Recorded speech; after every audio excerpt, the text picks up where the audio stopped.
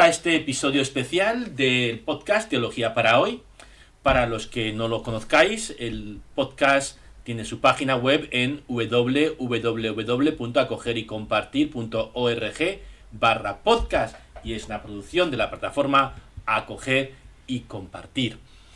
Este es el único podcast en vídeo, todos los demás están en audio y seguiremos grabando solo en audio, pero nos ha parecido interesante hacer uno en vídeo podcast porque el tema que nos ocupa pues es más interesante si se ven algunas imágenes. Y el tema que nos ocupa es manuscritos del Nuevo Testamento, o si prefieren, cómo las palabras escritas por los autores del Nuevo Testamento han terminado en nuestras Biblias, en las Biblias que tenemos en nuestras casas. Es decir, cómo hemos pasado de esto, que es una imagen de San Pablo escribiendo sus cartas, su cuadro, a esto, a la Biblia actual que hoy en la foto pues están leyendo estas dos niñas. ¿Cómo sé que esto que leo se corresponde a esto que ha escrito Pablo o uno de los evangelistas o algún otro autor del Nuevo Testamento? Vamos a limitarnos al Nuevo Testamento porque el Antiguo Testamento pues es un poco distinto en este tema.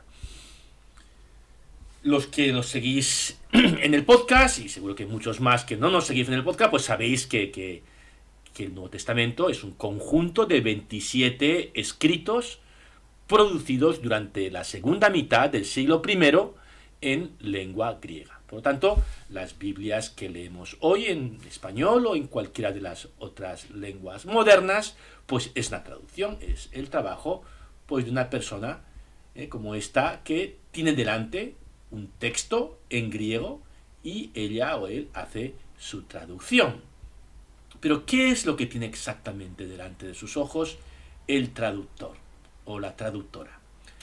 Pues lo ideal sería que tuviera una versión idéntica, exacta, una reproducción exacta de los originales, ¿no? Que este texto fuera una reproducción exacta del original producido por San Pablo o por uno de los evangelistas o por alguno de los otros autores del Nuevo Testamento. Bueno, pues la verdad es que no es así. Y no es así porque no conservamos ningún original. Sería lo ideal tener los originales, pero no los tenemos. Y no los tenemos por una razón. Y es que en aquella época el material más utilizado para producir manuscritos, la palabra manuscrito se refiere al texto físico, al objeto físico producido que contiene el texto. Los manuscritos producidos por los propios autores se han perdido porque muy probablemente pues, se realizaron en este material que era el más utilizado en aquella época para producir documentos, el papiro. Papiro se saca de esta planta que se llama papiro, que es un junco que crece a orillas del Nilo y que puede llegar a medir más de 2 metros. Es un junco grande, con un tallo muy largo, del que se extrae este material parecido al papel, pero más frágil, que es el papiro, que era el papel, pues lo que hacía de papel, era el soporte más normal de los textos en aquella época. Y es un material frágil que al cabo de unas décadas pues se deteriora y se pierde. Excepto pues en condiciones muy muy especiales, condiciones que se dan en Egipto, de sequedad, y si el manuscrito pues está en muy determinadas circunstancias, pues puede haberse preservado bajo las arenas del desierto durante siglos. Y de hecho conservamos algunos manuscritos de aquella época, incluso anteriores, algunos papiros de aquella época que los arqueólogos como estos pues han descubierto a lo largo del siglo XX en Egipto. Y en concreto, del Nuevo Testamento se conservan o se han descubierto fragmentos en papiro de los siglos II y III y más allá. A partir del siglo IV ya es otro problema, porque a partir del siglo IV tenemos ya Biblias completas. Pero de los siglos II y III lo único que tenemos son fragmentos de papiro.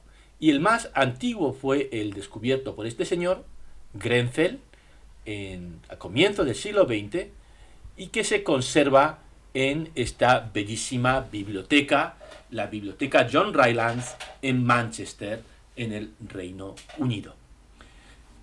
El papiro en cuestión se llama papiro Rylands porque se conserva en esa biblioteca y es un trocito de papiro de 9 por 6 centímetros, es decir, más pequeño que una postal, y que contiene algunas pocas líneas que han sido identificadas como Juan 18, 31, 33 en este caso, y Juan 18, 37, 38 en el verso. El recto es la cara, el verso es la cruz.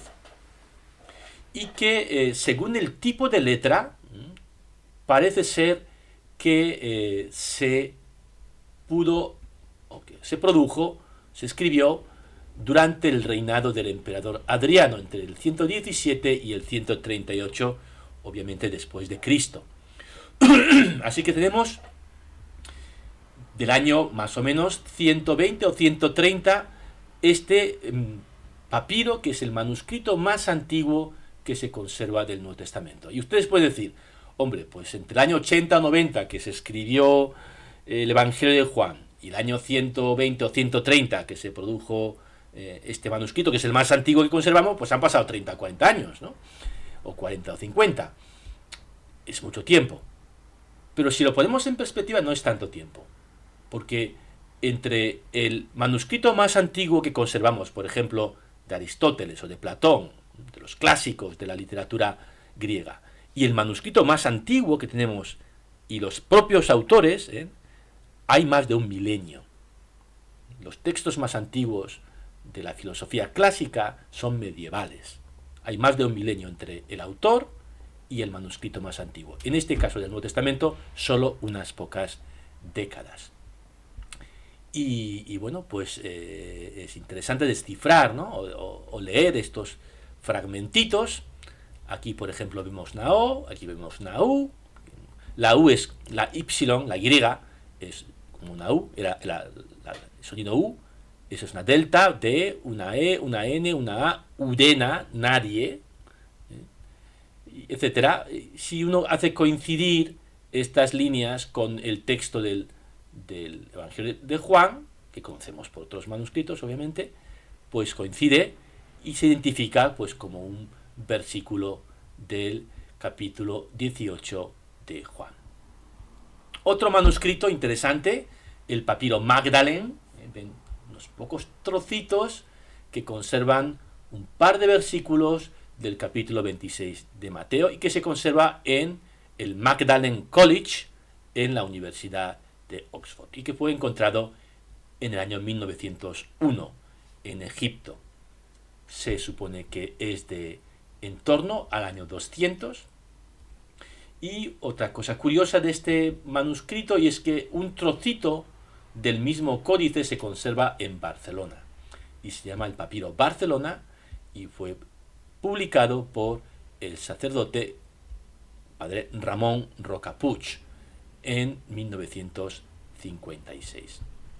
Otro papiro, el papiro Egerton, ven que es más grande que los anteriores, y este contiene fragmentos de un evangelio desconocido. Cuenta una historia de Jesús que no se corresponde a ninguno de los 4 evangelios. También fue encontrado en Egipto y se conserva en el Museo Británico y es de probablemente finales del siglo II. Y que demuestra que, bueno, pues que no solamente se produjeron esos 4 evangelios que tenemos en nuestras Biblias, sino que se produjeron algunos más. De vez en cuando alguien descubre un nuevo evangelio, y es el caso de Juan Chapa, que el padre Juan Chapa de la Universidad de Navarra, que hace unos pocos años identificó este papiro que se conserva en el Museo Británico como un evangelio desconocido. Y llegamos al siglo IV. Hemos puesto aquí la imagen del arco de Constantino que se encuentra en Roma para decir algo pasa al comienzo del siglo IV y ese algo que pasa es el edicto de Milán del año 313. En el año 313 el emperador Constantino legaliza el cristianismo. Y por primera vez, pues los cristianos pues tienen los recursos para producir códices en un material mucho más caro, pero también mucho mejor, mucho más duradero, que es el pergamino. Y a partir de comienzo del siglo IV tenemos Biblias completas en pergamino. Los dos ejemplares más antiguos de la Biblia son de poco después del Edicto de Milán, de comienzos del siglo IV, es el Codex Vaticanus, que se conserva en el Vaticano. Aquí tienen una página. Y el Codex Sinaiticus, que se conserva en la British Library, no en el Museo Británico, sino en la Biblioteca Británica en Londres. Pero que durante siglos se conservó en este lugar espectacular a los pies del monte Sinaí. Por eso se llama el Codex Sinaiticus, el monasterio de Santa Catalina, que se encuentra en pleno desierto, en un oasis del desierto del Sinaí. Allí lo localizó este sabio alemán, Tischendorf, uno de los grandes expertos en manuscritos bíblicos de su tiempo, de finales del siglo XIX, y según él, pues rescató este manuscrito de manos de unos monjes ignorantes. Si uno va al monasterio y pregunta a los monjes, te dicen que el alemán ese nos robó el manuscrito que con tanto cariño habíamos cuidado durante siglos. En cualquier caso, el manuscrito salió del Sinaí, terminó en manos del zar de Rusia. El zar de Rusia fue fusilado, como saben, por los soviets en la revolución del 17, y los soviets con el tiempo pues se lo vendieron a los ingleses este Codex Sinaiticus. Y hoy en día se puede ver, está en exposición permanente en el museo, en la Biblioteca Británica, que es este edificio moderno, espectacular también, enfrente de este otro edificio no menos espectacular, que es la estación de Charing Cross, la estación de trenes que sale en la peli de Harry Potter.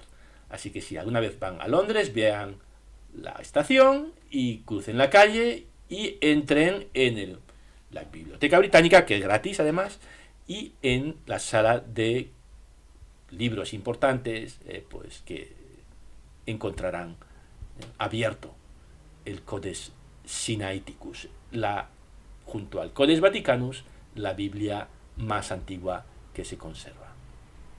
Otros códices importantes pues son el Códice Alejandrino del siglo V, que se conserva también en la misma Biblioteca Británica, el Códice Ephraemi Rescriptus, que es un palimpsesto. Un palimpsesto es como el pergamino era tan caro, pues cuando un libro se aburrían de él, los copistas pues borraban el texto y escribían encima. Y este es un palimpsesto que aparentemente es un libro de San Efrén, pero que si uno lo examina con algunas técnicas especiales, pues descubre el texto que está debajo del palimpsesto, debajo de la obra de San Efrén, que es una Biblia del siglo V, una de las más antiguas. Se conserva en París, en la Biblioteca Nacional de Francia. En Cambridge se encuentra el Codex Bece, el Claromontanus también en París, el Laudianus del siglo VI en Oxford, el Basilensis del siglo VIII en Basilea, en Suiza, y así pues hay unos cuantos manuscritos griegos antiguos que son los que se utilizan para comparar y hacer la tarea que explicaremos ahora de la crítica textual. Vamos a resumir lo que hemos dicho hasta ahora.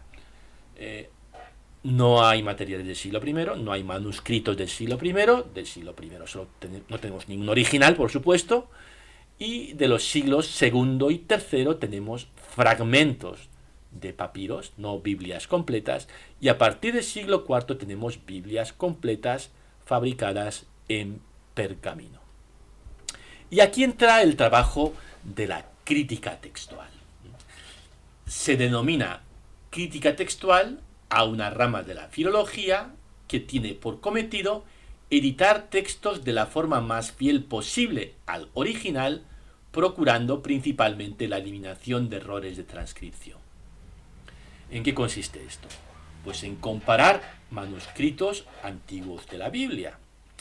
Y no hay dos manuscritos iguales. porque el que copia a mano siempre se equivoca. Y a veces incluso se equivoca a posta, como veremos. O como es posible. Entonces, cuando dos manuscritos no coinciden en un determinado pasaje, hay que determinar cuál es el que ha introducido el error y cuál se corresponde al original. Y se aplican una serie de criterios filológicos y en la mayor parte de los casos se puede restablecer con bastante plausibilidad, con un alto grado de probabilidad, cuál fue el texto original y cuál es el error que se coló. Pero hay lugares en el Nuevo Testamento en que los expertos no se ponen de acuerdo sobre lo que podría haber dicho el original. Y vamos a ver uno de estos lugares en vivo y en directo, gracias a Internet. Estamos en la web, esta es nuestra web, acogerycompartir.org, vamos a hacer un punto de publicidad, scrollan para abajo, podcast, esa es la página de nuestro podcast, con los podcasts de los episodios anteriores.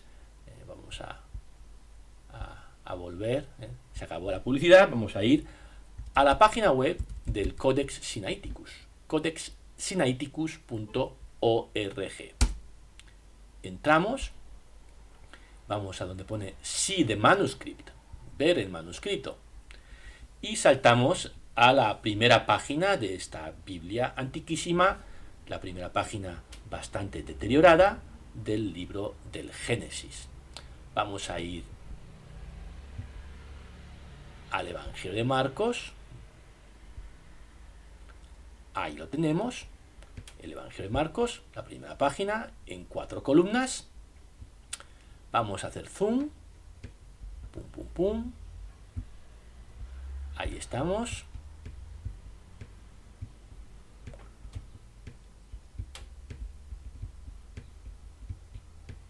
Ahí está el comienzo del Evangelio según San Marcos. Eso es una A, una alfa. Eso es una Rho, que parece una P, pero se pronuncia como una R. Eso es una J, que se escribe como una X, se pronuncia como una J. Eso es una eta, que se escribe como una H, pero se pronuncia como una E.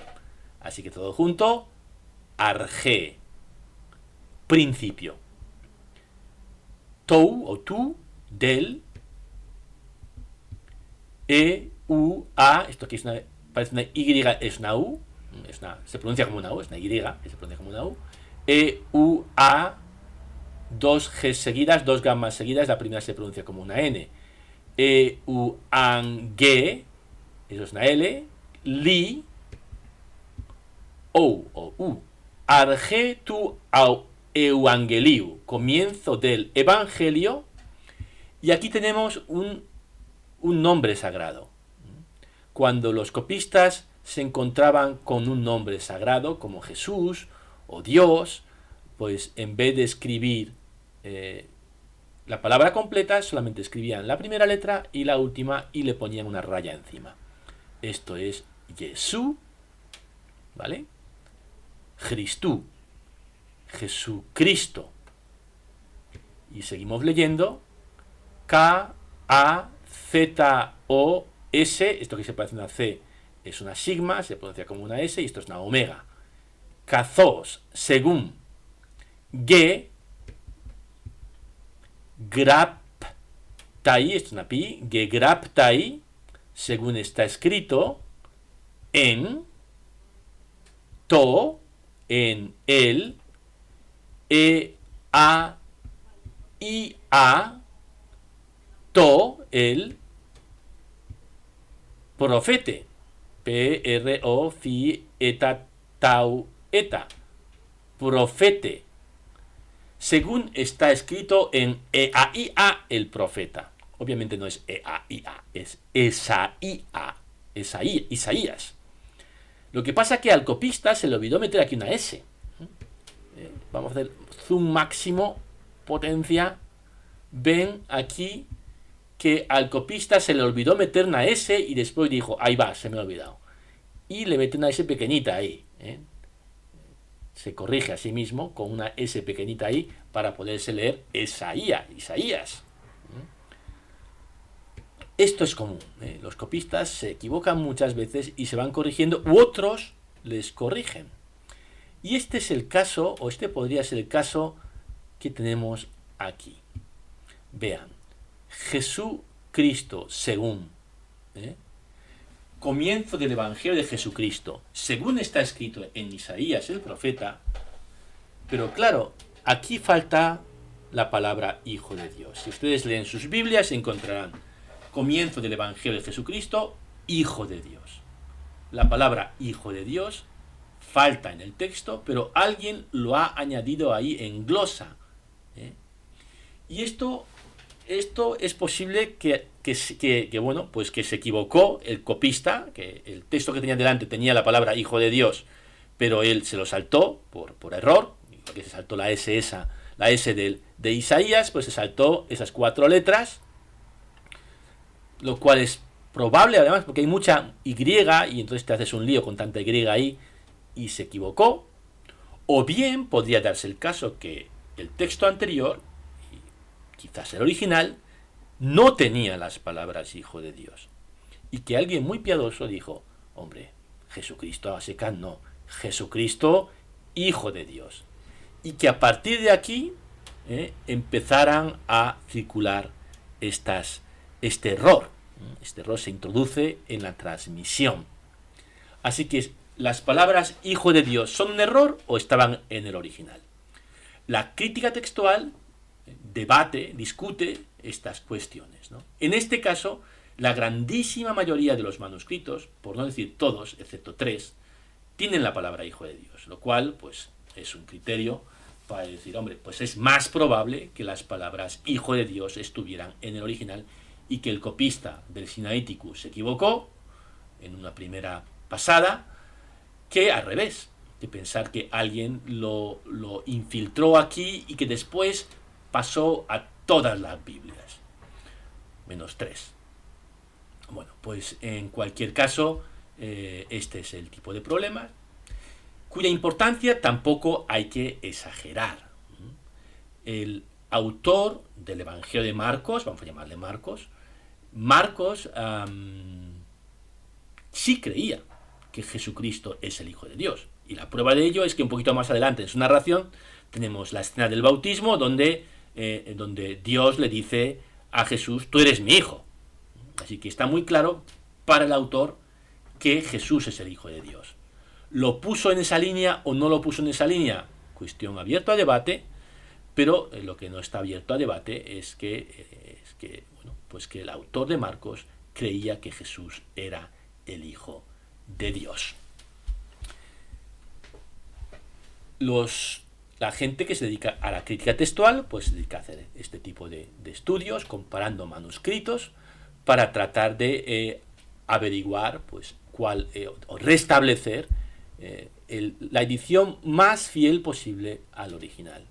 Y lo que ellos producen es lo que se llama una edición crítica, que es esto que tenemos aquí. Esta es la edición crítica que más popular, la que más traductores y expertos de la Biblia utilizan, y bueno, pues está hecho por un comité que se reúne, estudia y al final vota. Al final, cuando hay una decisión a tomar sobre un texto, proceden democráticamente. Mano alzada, no sé si lo hacen a mano alzada o con otro método, pero votan y deciden cuáles, según la mayoría, es el texto original. Y aquí tenemos una página de esta edición crítica. Es una página de la carta de Judas, que está al final del Nuevo Testamento. Y bueno, pues aquí ven los versículos, ¿no? Y bueno, pues aquí tenemos pues, el texto. En este caso dice, agapetoi, pasans pudem poiúmenos, grafein humin perites coines, gemon soterías, queridos, poniendo todo interés en escribiros acerca de la salvación nuestra común, de nuestra común salvación. Este es el texto establecido por el comité, que hace la edición crítica, por la crítica textual, pero cuando hay variaciones en los manuscritos, pues se mete aquí un signo. Este signo nos dice que la palabra poiúmenos, que hemos traducido como poniendo mucho interés, en algunos manuscritos, en concreto en un manuscrito, pero muy antiguo, el papiro 72, aparece en pretérito. En vez de poiúmenos, pues dice poiesámenos. En vez de poniendo mucho interés, dice habiendo puesto mucho interés. Aquí pues hay otra variante, y es que, bueno, pues algunos manuscritos meten aquí un artículo que no varía el significado de la frase. Más interesante es aquí. En vez de decir nuestra común salvación, algunos manuscritos, en vez de salvación, tienen vida. Escribiros acerca de nuestra vida común, en vez de nuestra salvación común. Y algunos manuscritos tienen las dos cosas. Escribiros acerca de nuestra vida y salvación común. Así que, bueno, pues tenemos aquí el texto, pero también tenemos aquí lo que se llama el aparato crítico, que nos dice las distintas variantes en los distintos manuscritos.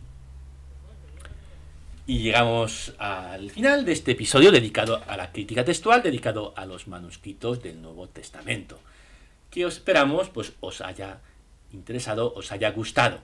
Podéis ver más episodios, todos ellos en audio, en acogerycompartir.org/podcast. Esperamos encontraros de nuevo en nuestros episodios del podcast.